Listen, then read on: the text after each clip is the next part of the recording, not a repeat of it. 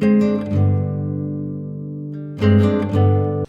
everyone, welcome back to our channel SR Commerce Classes. My name is Ramneet Kaur और आज का video जो है ये थर्ड पार्ट है बेसिक अकाउंटिंग टर्म जो कि chapter number 2 accountancy class 11th का चैप्टर है। ठीक है, इसके पहले इस चैप्टर पे 2 वीडियोस बने हैं जो कि आप आई बटन पे क्लिक करके देख सकते हो। आज के वीडियो में हम ये पॉइंट्स को देखेंगे कि क्या क्या है। तो इसमें सबसे पहला कौन सा है, capital receipts and revenue receipts. ठीक है, ये जरूरी है कि हमें एक प्रॉपर डिस्टिंक्शन करना पड़ेगा किसके बीच में, कैपिटल रिसिप्ट्स और रेवेन्यू रिसिप्ट्स के बीच में। ठीक है, क्योंकि जो हमारी रेवेन्यू रिसिप्ट्स होती हैं वो हम ट्रेडिंग पीएल अकाउंट के क्रेडिट साइड में शो करते हैं। ठीक, और जो हमारी कैपिटल रिसिप्ट्स हैं उनको हम बैलेंस शीट में शो करते हैं। ठीक है, बैलेंस शीट में कैसे शो करते हैं, या तो लायबिलिटी बढ़ रही है मतलब इंक्रीज इन लायबिलिटी, या by a way of reduction in the value of assets. कैसे, जैसे कि एग्जांपल हम कह सकते हैं कि कोई भी एसेट जो है हमारा, हमने उसको सेल कर दिया। ठीक है, हमें क्या हुआ, रिसीट हुआ। किस टाइप का, किस नेचर का रिसीट हुआ, कैपिटल नेचर का रिसीट हुआ। उसी तरह हमने लोन लिया या बोरोइंग्स की। ठीक है, तो ये क्या है, रिसीट हो रही है। ठीक है, लेकिन किस तरह की रिसीट हो रही है, कैपिटल नेचर की हो रही है, लेकिन by a way of increase in liability. हमने अपनी लायबिलिटी को बढ़ाया और हमें उससे रिसीट हुई। तो ये चीज क्लियर हुई कि कैपिटल रिसीट्स जो है हम बैलेंस शीट में हम शो करते हैं। ठीक, किस तरह से, वो भी क्लियर हो गया होगा। अब रेवेन्यू रिसीट्स, रेवेन्यू रिसीट्स के एग्जांपल क्या क्या हो सकते हैं, जैसे कि हमने गुड्स को सेल किया, उससे हमें रिसीट हुई। ठीक है, रेवेन्यू रिसीट है। ठीक, हमने सर्विसेज रेंडर की, उसका फीस मिला हमें या कमीशन रिसीव हुआ, तो वो क्या है, रेवेन्यू रिसीट्स है। या हमने कोई इन्वेस्टमेंट की, उससे हमें कोई इंटरेस्ट या डिविडेंड मिल रहा है, वो रेवेन्यू रिसीट्स है। रेवेन्यू रिसीट्स को हम कहाँ शो करते हैं, हम रेवेन्यू रिसीट्स को ट्रेडिंग पीएल अकाउंट के क्रेडिट साइड में शो करते हैं। ठीक है, नेक्स्ट इज एक्सपेंडिचर। एक्सपेंडिचर क्या है, डिस्बर्समेंट ऑफ कैश है, या हम क्या कर रहे हैं, ट्रांसफर कर रहे हैं प्रॉपर्टी का, या इनकर कर रहे हैं लायबिलिटी। किस लिए, for the purpose of purchasing, for the purpose of acquiring asset या गुड्स एंड सर्विसेज को खरीद रहे हैं, तो वो क्या है, हमारे लिए एक्सपेंडिचर है। ओवरऑल अगर हम कहें तो किसी भी तरह का पेमेंट हम कर रहे हैं to avail the benefit is called an expenditure. ठीक है, अब एक्सपेंडिचर में देखिए तीन टाइप्स के एक्सपेंडिचर बताया हुआ है इसमें। सबसे पहला है कैपिटल एक्सपेंडिचर, दूसरा है रेवेन्यू एक्सपेंडिचर,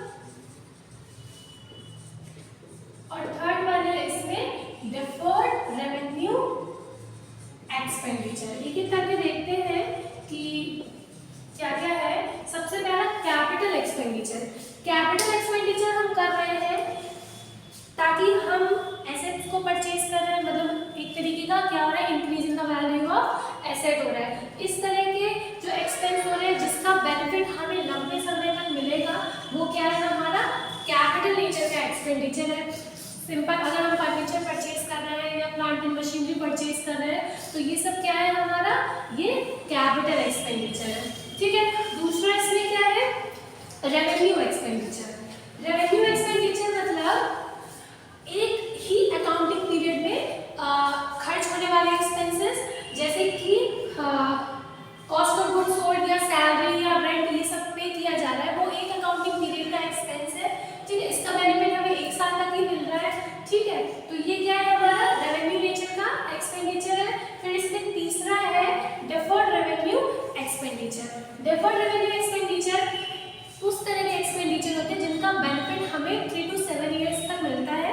एग्जाम्पल के लिए हम समझ सकते हैं, जैसे कि हमने एडवर्टीजमेंट एक्सपेंडिचर किया है।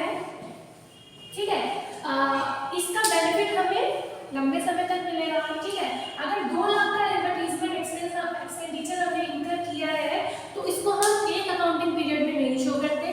क्यों, क्योंकि उस अकाउंटिंग पीरियड का जो प्रॉफिट होगा एकदम से कम हो जाएगा, लॉस भी हो सकता है। तो हम क्या करते हैं, डेफर्ड रेवेन्यू एक्सपेंडिचर जो कि रेवेन्यू नेचर का होता है बट इसका बेनिफिट हमें लंबे समय तक मिलता है, तो हम इसको जो ये अमाउंट है इसको से 4 इयर्स तक हमें इसका बेनिफिट अगर मिलना है तो हम इसको राइट ऑफ करते हैं।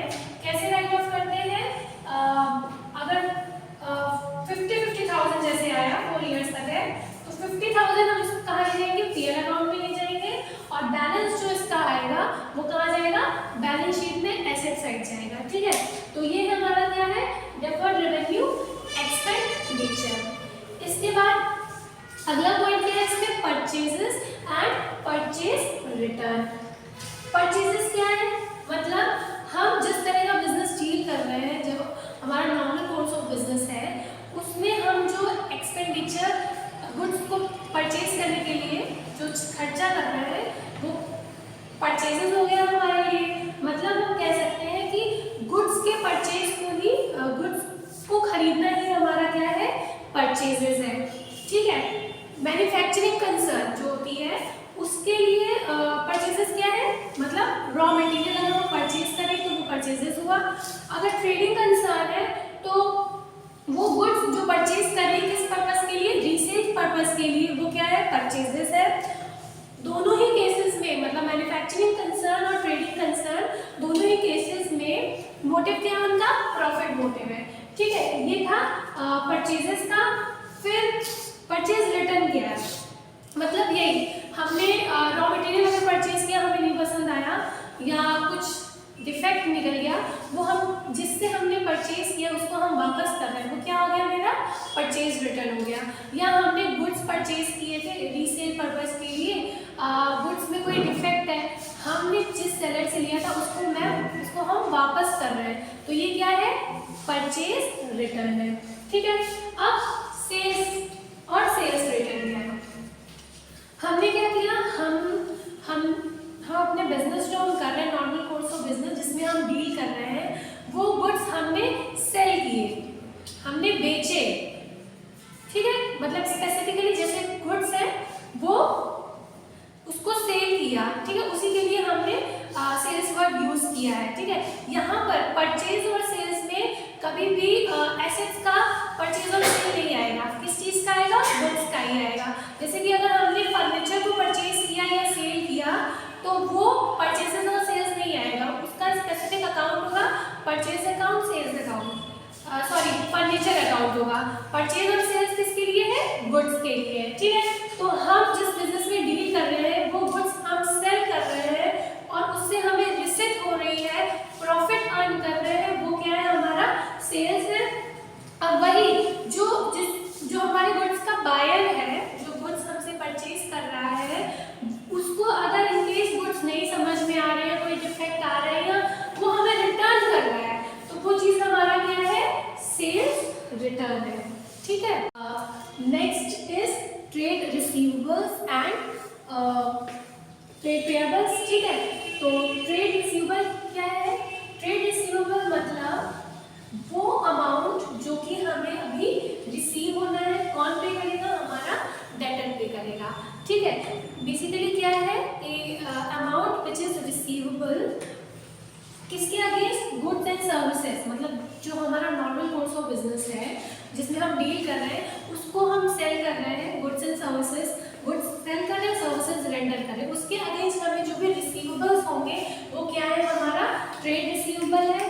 ट्रेड रिसीवेबल में हम 2 पॉइंट पढ़ेंगे, एक पॉइंट डेटर और दूसरा पॉइंट पढ़ेंगे बिल्स रिसीवेबल। ठीक है, तो डेटर क्या है, डेटर वो पर्सन है या वो फर्म्स है जिनको बिजनेस ने क्या किया है, गुड्स सेल किया है क्रेडिट पे या कोई सर्विसेज रेंडर की है क्रेडिट पे। ठीक है, ये था डेटर। जैसे कि मैंने श्याम को, मतलब मैं बिजनेस कर रही हूँ, मैंने श्याम को गुड्स सेल किए क्रेडिट पे, मतलब अभी मुझे उसका पैसा नहीं मिला है, तो वो चीज़ क्या हुई, श्याम मेरा क्या हुआ, डेटर हुआ। ठीक है, दूसरा क्या है, सॉरी यहाँ पे बिल्स रिसीवेबल होगा।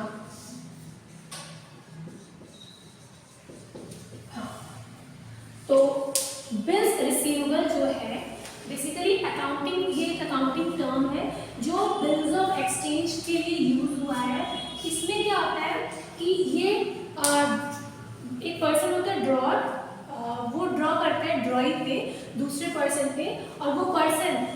एक्सेप्ट करता है और इस बिल रिसीवेबल में जो अमाउंट स्पेसिफाइड होता है वो अमाउंट जो है डेटर को फ्यूचर डेट में पे करना होता है, किसको?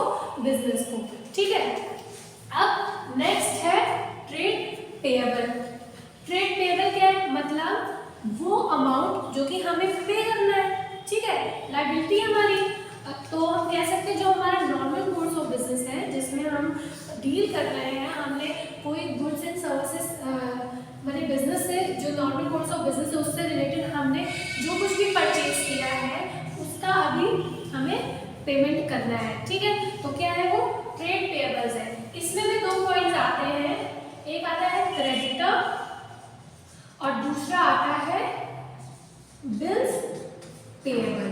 ठीक है, क्रेडिटर क्या है? क्रेडिटर मतलब वो पर्सन जिससे कि हमने गुड्स परचेज किए या सर्विसेज रेंटेड मतलब सर्विसेज एक्वायर की है लेकिन अभी पेमेंट नहीं किया है, तो वो क्या है हमारा? क्रेडिटर। जैसे कि सेम एग्जांपल मैं ले सकती हूँ, राम से मैंने कोई गुड्स परचेज किया है रीसेल पर्पस के लिए, ठीक है, लेकिन अभी मैंने उसको पेमेंट नहीं किया, मैंने क्रेडिट पे उससे लिया है, तो वो मेरा राम क्या है? मेरा क्रेडिटर है। ठीक है, और बिल्स पेएबल क्या है? बिल्स पेएबल भी एक तरीके का बिल्स ऑफ एक्सचेंज है जो कि जिसमें ये लिखा रहता है कि फ्यूचर डेट पे हमें सर्टेन अमाउंट जो है पे करना है। ठीक है, बिजनेस बाकी है, क्रेडिटर को हमें बिजनेस को पे करना है। ठीक है, तो आज के सेशन में बस इतना ही। होप आपको वीडियो पसंद आई हो, कंसेप्ट आपको क्लियर हो गया हो। चैनल को लाइक कर दीजिएगा, सब्सक्राइब कर दीजिएगा, फर्दर नोटिफिकेशन के लिए बेल आइकन पे प्रेस कर दीजिएगा। Thank you for watching.